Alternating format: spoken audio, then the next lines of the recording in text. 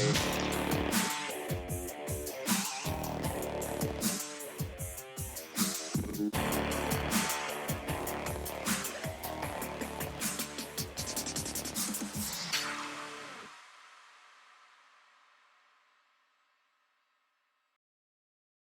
want to start off with a reminder that we are not doctors. Before you make any changes or try something new, always consult with your doctor and medical team first. Chronic illness can vary from patient to patient, so it's always best to consult with your own doctor for what is best for you. Hi, and welcome back to IB Determined. I am your host, Michelle Harvey. And I'm Mason Harvey. I'm also a host. Yeah, we're just discussing. We're not sure if we are co-hosts. Because I'm a host for her and she's a host for me, so we're both co-hosts. Because we're both equals, so we're both going to call each other hosts. So kind of weird. We're still kind of new at this. And if you already listened to episode 1, thank you for listening. We hope you found it interesting and found some value in it. And we think the best thing to do, the next topic to address, is basically what is Crohn's disease. So if we're going to be speaking about that so much, we thought we better start explain it. Yeah. Because when Mason was diagnosed and they told us that, your son might have Crohn's disease, I think both of us were like, what is that? What, I've never heard of it before. All I knew is I heard the word disease and panicked a little bit, and I looked at the disease, doctor. It's never a good thing. Yeah, no. And I looked at the doctor and I was just like, is there a cure? And she looked at me and I remember her kind of like, kind of a little side eye, and it's treatable, but there's no cure. And then they went on to start bringing up some famous examples, like, oh, there's an Olympic swimmer and he's doing great. And so we were kind of like, be that bad. Yeah, maybe there is some kind of miracle drug or treatment that will work magic.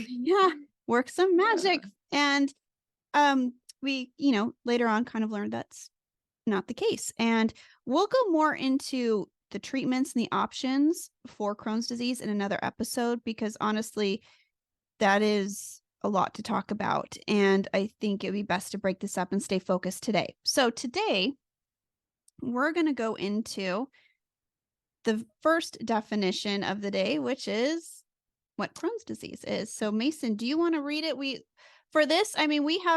know so much about it. I feel like we could sit here and say, here's what it is. But at the same time, because we aren't doctors, and I think it'd be better for us to have an actual definition from a site that is well known. So we went to Johns Hopkins Medicine for this definition, and I'll have Mason read it. Go ahead, Mace. Crohn's disease is a chronic inflammatory disease of the entire gastrointestinal tract. It is an autoimmune disorder, meaning your body's immune system mistakenly attacks healthy tissues in your body. There is no cure. Ulcerative colitis is also under the IBD umbrella, and inflammation is not the entire gastrointestinal tract. It specifically attacks the large intestine, and the colon becomes inflamed. So, and again, just to recap real quick, because he mentioned the IBD umbrella. So IBD includes both Crohn's disease and ulcerative colitis. And ulcerative colitis is specific to an area, where Crohn's disease can be any area. And simply removing a diseased affected area does not solve the problem, because it will come back somewhere else when it comes to Crohn's disease. So that's why there's not an easy cure for it. And also, I forgot to mention, for you who are listening, you're not going to be able to see it, but we are wearing our matching team shirts today for Crohn's disease. So whenever Mason goes to the infusion center to get his treatments, where I get my shots at the hospital. Since he was diagnosed and we, decided to move forward as a team in everything we do, his dad, myself, and Mason, we all wear our team shirts. Wear team shirts. So today, since we're speaking about Crohn's disease specifically, we decided to wear something we normally wear to the hospital. So it's hard for you to see, obviously, if you're listening, but if you're watching, we wanted to show off our shirts from the Crohn's and Colitis Foundation. Mm-hmm. And I think at this point, I think it's important also to discuss, if we're going to talk about what Crohn's disease is, we're also going to go into some of the symptoms and what they are. We're not going to get too detailed because No. I know some of you might be TMI, Yeah. and there might be some younger listeners, but I know some of you also might be curious. And honestly, I don't think this should be anything scary for kids. Mm-mm. Or it's, if anything, it's helpful and it's good Mhm. to know and learn a little bit more about the body and understand when something might not be quite right. So it's kind of like puzzle pieces, Yeah. I guess, trying to get a bigger picture and help your doctors. So The puzzle pieces of life. yeah, exactly. Well, yeah. Well, And so now I'm going to read, because we went to the Crohn's and Colitis Foundation to get a list of what they consider symptoms, because since Crohn's can kind of vary, I want to kind of get just the big picture of what they say it is. And so some of these would be like using the restroom constantly or urgently, bleeding, abdominal pain, or sometimes you don't have to use the restroom at all. at all. So it depends It's again. very strange. Mm-hmm. And so as a result of this, some of the symptoms are going to be weight loss, a loss of appetite, low energy, fatigue, and in children, you're going to see a delayed growth and development. Mhm. And it affects children differently. So these are things adults wouldn't necessarily look out for, but it's something in kids that is very important. And in certain cases, you also have something called fissures, fistulas, and strictures that can occur with this disease. So, Yeah. you're free. I'll put a link to the Crohn's and Colitis Foundation in the comments. I'll leave a link for you guys. So if you want to look into it further, you're more than welcome to. So again, we're just trying to keep this short, to the point. and then there's more symptoms, right? Oh yeah. I There's don't a know if lot you more of noticed. it. So there's also, like Mason just said, Crohn's disease affects the gastrointestinal tract. Mhm. That's from your mouth To your other we don't talk about that. your other end. So Yeah. your entire GI tract. We can just shorten it to GI. Yeah. That GI way, tract. yeah, that way instead of saying gastrointestinal, so GI. And what you'll notice with Crohn's disease is some people, it can affect their eyes, it can affect the mouth, it can give you joint pain, skin issues, rashes, other You complications. can also get sunburns easier. And that's part of the biologics. Yeah. So that's Depending on the biologic. again, that's what, yeah.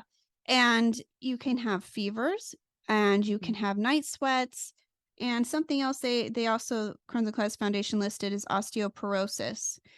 And I think for Mason, like, this is a good time. You don't have to go into great detail. Yeah. But when you hear these symptoms, how many of these apply to you?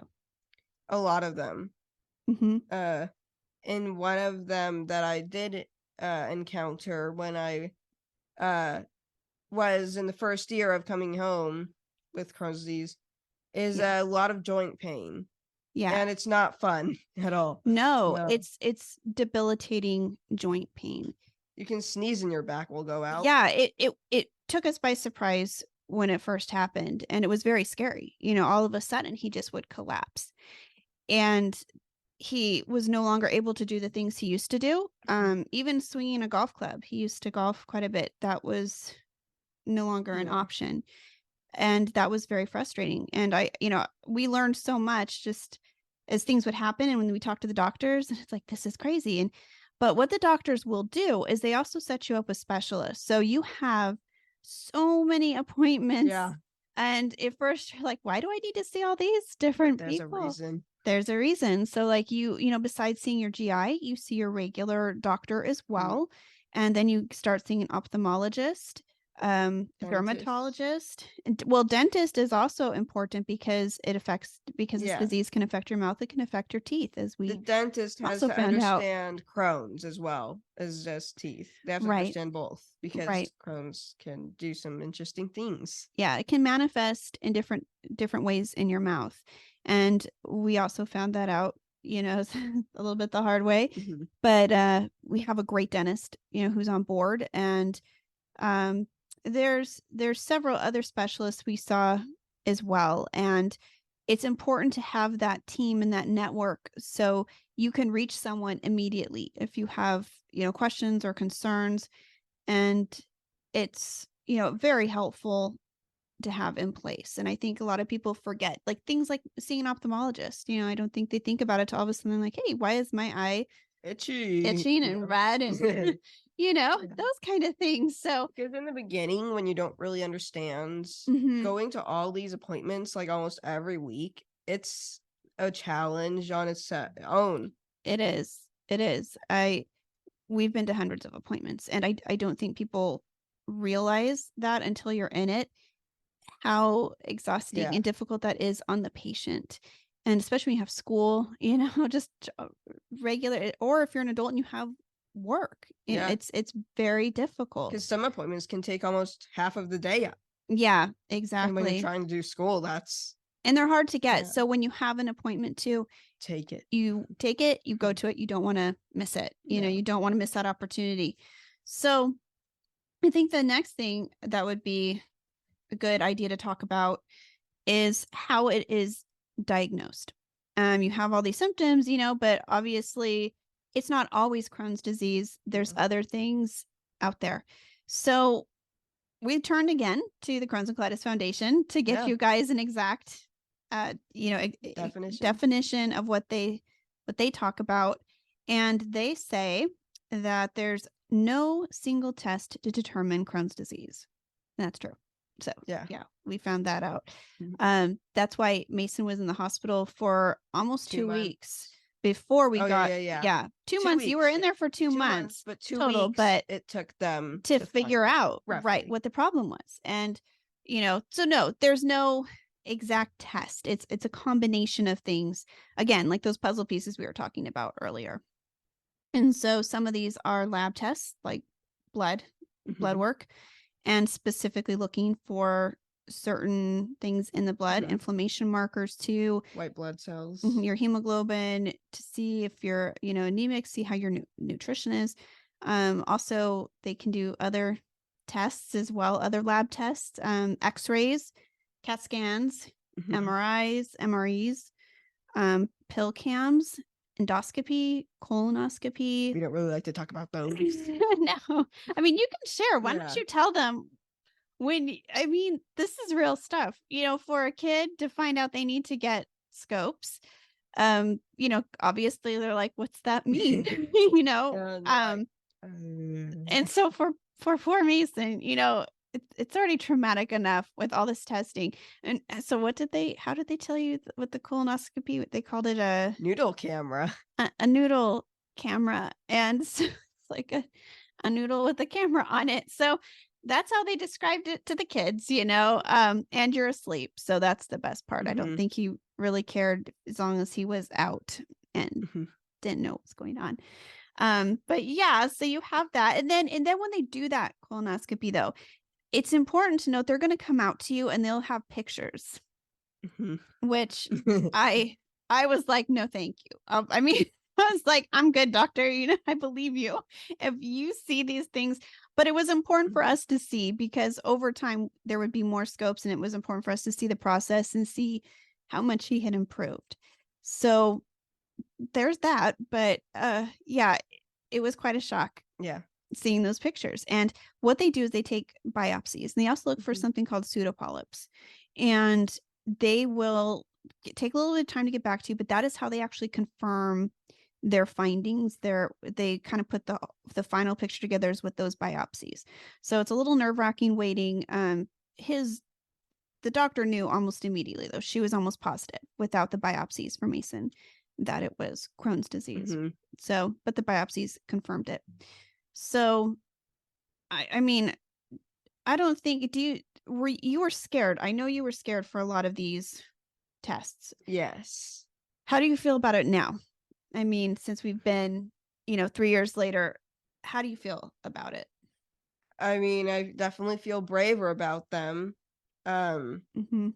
But I would be scared if I had to do an endoscopy an MRI again. Well, luck with the And endoscopy, you're asleep. but the only reason I So, don't like it is the prep. oh, I see what you're You saying. can't eat for a day, and Yeah. you have to drink lots of liquids Yes. We because of actually have reasons. we have a we throw a party, I guess you Mhm. could say. It's not a very fun Fun party. party. You try to make everything as fun as you can, but we'll do things where we divide up the amount of drinks into like a shot size Mhm. so he can um he Yeah. has like every 5 minutes to 10 minutes he has a time frame, he just has to get that amount. And so that way, instead of having him like drink a huge amount and get sick, we break it up over an amount of time, and it works well for him. That's Yeah. how we do it, but it's not It's not easy. fun because you also can't No, eat because you get no. tired of the flavor. Like Mhm. I don't feel like drinking this Gatorade anymore, and you can't take a bite of goldfish or anything No. to get the flavor out The of your most you mouth. can have is like a clear Yeah, broth and which tastes very bland mhm, compared to that Gatorade or yeah. whatever you're So drinking. that is tough. Yeah, that is tough. And the MRI, well, yours was also an MRE. MRE. Yeah, Yeah, we had that. my bad. Oh no, I think No, you no, had no. Yeah. both. You had both, I believe. So that was also a challenge as well. You had to have a few of those. Hmm. But they're not, it's not necessarily that they're painful No, they're or not. anything like that, but it's still challenging, you know. Yes, Um it's a painless challenge. mhm, yeah. If So that makes sense. I would say from, a caregiver's standpoint, it is also it's very scary because you're watching someone you love so stressed out and so upset, and you don't want to also be that parent who's like, "Oh, just don't worry about it and, be brave, don't," because it is scary. So it's so important to validate those emotions and make sure he understands that Mhm. we get it, it's like it has to be done, but we understand and we'll do everything we can to make it as painless and easy and fun is kind of difficult, but Yeah. whatever we can do. And the hospital is really good about that too, at least on the pediatric side. I think Mhm. with the adults, I don't think they No. are quite as fun, but they work really hard with the kids to keep them comfortable. And I think that there's a lot of questions that pop in your mind and you want to immediately run to Google and just, that it's important to have a good doctor Yeah. that you feel comfortable asking and that gives you responses. Again, the whole brush off that, if you're finding your doctor is brushing you off, get a second opinion. This is your health and don't don't accept that. That's and we've been fortunate for Mason found, got to see his doctor in the hospital, find her, hand pick Mhm. his someone that he trusted and he could. Because I was there for 2 months and Mhm. I had a lot of different doctors while I was there because they changed them like once every week. So I Yeah. could choose my favorite one. Now, don't get me wrong, all of them were very good. Yeah, they were all excellent. They were. I mean, I think you would have been Yeah. we would have been fine, but this particular doctor, she got down on her knee, looked Mason in the eye, and really addressed him on a level that was perfect for him Hmm. and that we needed. And so this, brings us, we're going to kind of wrap this up with something that I think is so important to talk about. And that is assuming that Crohn's is the same for everyone, that symptoms are the same for everyone, that treatments are the same. And I think, like we've talked about, people are just trying to help, Hmm. right? Yeah. Um, they mean It's well. not really their fault. No, and I think it's a good learning opportunity because I'm sure I have done it as Hmm. well to people without even realizing that I'm doing that. And so I take it as an opportunity to step back and say, "Hey, maybe I thought I was helping, but I wasn't." And I know like one of the examples I can give is when Mason was first home from the hospital after being diagnosed, and he was pretty miserable. He couldn't do a whole lot. He was on the couch for most of the day, Hmm. and I had saw another child with Crohn's disease, and his parents had posted a video in a group I belonged to saying like, "Look," and he was dancing or Yeah. something, and they were so excited to share his progress. So I, thinking, "Oh my gosh, I let me show this to Mason." And I showed it to Mason, and what did you do?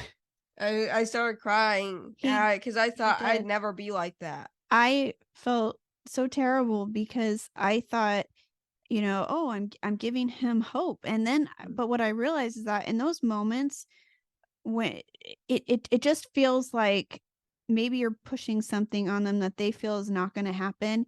And so we took it as a good opportunity to talk about it. So it doesn't mean you're not happy for somebody. Yeah. But that's not the thing, because I think you can be happy for that child that they were progressing, but in You your just feel like you're not situation, lucky. right, and you realize so many people tell you, "Oh, I know somebody with Crohn's disease. They're doing great. Don't worry, you'll be Mhm. fine." Are you sure? Yeah. And so, well, Yeah. and I think though, really, I mean, think about it. Before you say that to somebody, have you sat down with that person for 24 hours and, watched what they go through? Have you actually talked to them and asked them? Because it is known as an invisible disease. Mhm. And a lot of people don't talk about it. They don't share it. And you may not even realize the battle they're fighting. And so you think, oh, yeah, they're great. And because something else, this disease, there's something called flares, which is when the body is symptomatic. And sometimes you can flare and it And gets that's really when you bad. get a lot of the back pain and a lot of the issues start to Right. rise. You become very symptomatic because, again, there's no cure. You can go into remission with different treatments, which we'll talk about in another episode. But remission is not something that lasts forever. And it can, flaring can happen quite often. So you never know where you're seeing someone at in their journey. And it makes it very frustrating for patients to be compared to somebody else and be made to feel that they're not as strong, or I think, I mean, how do you feel about that, Mason? How does that make you feel when somebody tells you, oh, you'll be fine? I know someone with this disease and they're doing great. Like, does it give you hope, or does it kind of frustrate you? What I mean. It's hard to say because Mhm. the person is trying to help, Yeah. which makes you happy, but they don't really know what the disease is about, so it doesn't feel like they paid attention. So Yes. you feel kind of happy that they're trying to make you happy, and you also feel frustrated that it feels like that you feel like they didn't pay attention to you. Right. And I think that's 100% of it, because like you said, it's comforting to know that they're Mhm. trying to talk to you about it, trying to be in the moment and encourage you. And I think that is a fantastic thing. I don't think there's anything wrong with that.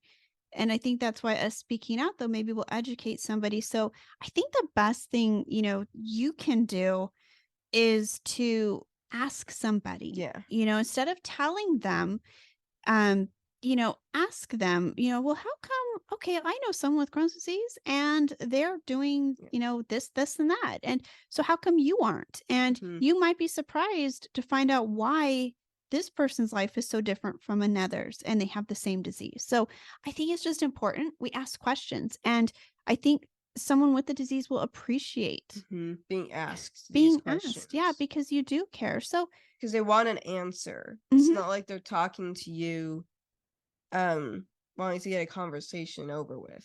right. So They want to learn. that's something that I think a takeaway from all of this is you can have all the details, you can know more about it, but always talk to the person. And I think you can learn a lot about any illness or anything, someone's going through. Don't assume that because someone else they handled it better, or Mhm. they're living life to the fullest, that it's going to be exactly the same and look the same for somebody else. And some, I guess, there's a way, like I describe it to people, because I mean, cancer is something we can kind of equate it to because so many people are familiar with Mhm. cancer. So if someone says they have cancer and another person says they have cancer, you would Mhm. specifically ask them, "Oh, what kind?" Yeah. And is it a stage 1? Is it stage 4? All these things matter. People have different cancers. It's not all the same. And no, they're not all going to be on the same No. treatment. So, I mean, while Crohn's disease, again, is so different, but I'm just trying to draw a comparison that people might understand is, with Crohn's disease, you can have mild to severe. It can affect different parts of the body, and you might be doing totally different treatments, which affects how you do live your life day to day. So, just kind of, keeping in mind that, and I think you can apply this to a lot of chronic illnesses. Mhm. I'm pretty sure. Yeah. So again, we're all about talking about ways to on this to just to overcome, not dwell on stuff. But I think that it's important just to understand that we don't think you're being rude when you try to help. That's not it. Mhm. But we're going to keep speaking out to hopefully help you guys better understand and maybe enable family members or friends to come to you. So, and also understand that it's, you know, would you say it's like a full-time job? It is. Mhm. It's like a full-time job Mhm. It because you're is. always worried about that person and you're always looking for a way to make them happy and you're working to do it. So it is a full-time job and you're always with that person. I like how you went right to the caregiver. I was kind of referring about you too. Oh, okay. I was so No, confused. I think that's cool. No, because I think we're both looking at each other's Yeah. perspective. You're looking at mine and I'm looking at yours. So that's funny, but it's true. And I think that adults, a lot of times, it's extremely complicated to navigate so many different aspects of this disease. And when you have a child with it, the adult and the caregiver, like in my case, even though I don't have the disease, I still am with him through all of it and trying to help get him the best care and day to She day takes and action like it's her disease, right, right. which And is very important. it is. And so caregiving is so important. And I think it's so, a lot of people don't realize that caregivers can use support too and some kind words as well. And and I mean, I think we got everything. Is there anything else that you can think of? I don't think so. No, I mean, we just kind of wanted to, I know this is probably a little boring. I promise Yeah. we're going to try to make this more fun. I'm sorry if it was a little boring. But we felt it A was lot. necessary. I'm like, we need to talk about this and get this out of the way. So that way if someone's listening to further episodes, they can come back to this one and we can give you some reference points and the comments as well. So things you guys can look up and read more about this. So, and also just, take it as an opportunity maybe to learn more. If you have a family member or friend that's going through something, take it as an opportunity to look into it yourself. And I think they would be so happy. Yeah. I really do. So I think that's it Yeah. for episode 2. 2. So yeah, so we'll go ahead and wrap up now. And thank you guys for listening. Like and subscribe to IB Determined on YouTube and I think we should have them click the bell, right? Is that Mhm. what it is for click the bell notifications? for notifications. So when we have new episodes, you'll be notified if you're following us and you're subscribing. So you'll be able to see when new episodes come up because it's really exciting. Yeah. You guys, you don't want to miss out. No, you don't want to miss out on these fun facts. and please, find us on Instagram at Team IB Determined. And you're welcome to comment, message us with anything, again, suggestions, questions. And if you're interested on talking to, on being here and talking to us about an aspect of this disease or any challenge or any illness, anything, let us know. Yeah. So yeah, I think we would love to talk to some people. We'll be doing that soon. And yeah, reach out. Thank you guys for listening. We appreciate you. And we'll see you in the next video. Bye-bye. Bye. We hope you will stick around, tune in, and reach out to us with your own journeys. We are excited to give you an inside view of what it takes to be a caregiver and what it's like to be a patient. And most of all, we hope you'll maybe be able to play something you hear on here that might help you in your own life. Sometimes life changes, and it's all about how you handle the journey.